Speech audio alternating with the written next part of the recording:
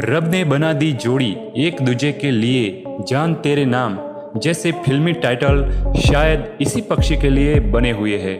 अगर मोर नहीं होता तो यही पक्षी हमारा राष्ट्रीय पक्षी होता।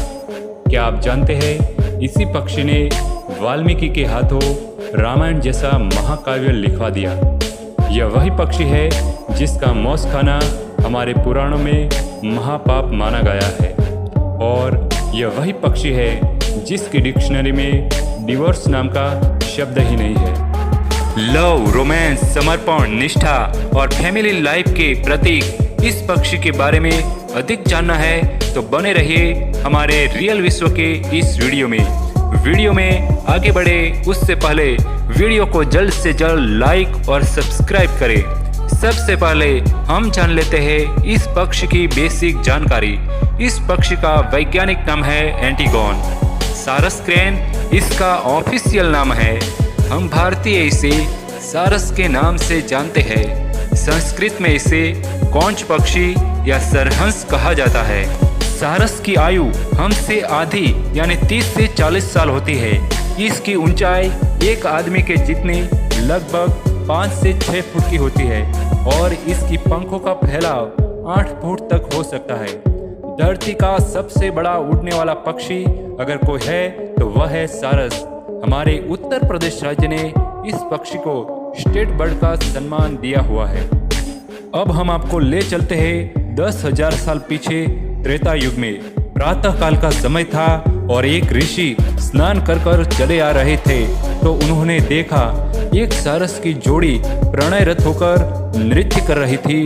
तभी एक शिकारी ने अपना बाण चलाकर एक पक्षी का वध कर दिया तो दूसरा पक्षी कल्पांत करने लगा और अपने साथी के विरह में अपने प्राण त्याग दिए।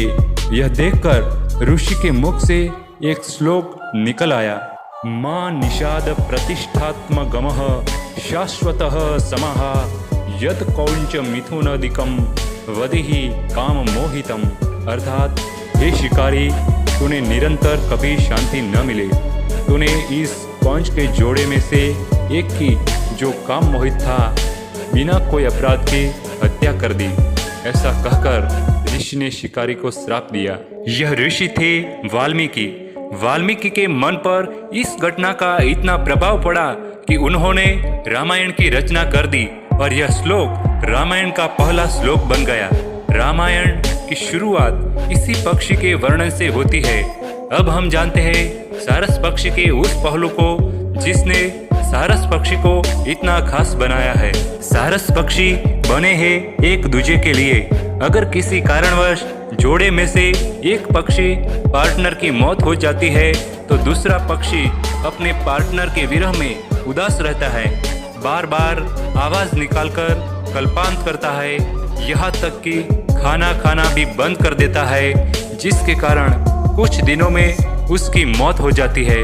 अपने जीवन काल में जब कभी खाने की कमी हो जाती है तो एक पक्षी भूखा रहता है और दूसरे को खाना खिलाता है। अपने साथी के लिए इतना लगाव और प्रेम किसी और पक्षी में देखा नहीं जाता है। सारस पक्षी वैवाहिक गुणों के प्रतीक है। भारत के कुछ हिस्सों में नवविवाहित जोड़े को सारस पक्षी के दर्शन करवाना अनिवार्य है। सारस के ऐसे गुणों को देखते हुए हमारे पुराणों में सारस के मौस को खाना वर्जित और महापाप माना गया है। यह प्रजाति भारत के राष्ट्रीय पक्षी के रूप में भारतीय मोर की करीबी दावेदार थी। इतना ही नहीं, एक और भी रिकॉर्ड इस पक्षी के नाम है। वो है धरती का सबसे बड़ा उड़ने वाला पक्षी सारस ही है। एक दूसरे के प्रति पूर्णतया समर्पित, बिना शर्त प्यार, एकजुटता आपको पक्षी जगत में कहीं और नहीं देखने को मिलेगी। सच में यह पक्षी बने हैं एक दूजे के लिए। अगर वीडियो पसंद आया है तो वीडियो को लाइक, शेयर और सब्सक्राइब जरूर करें।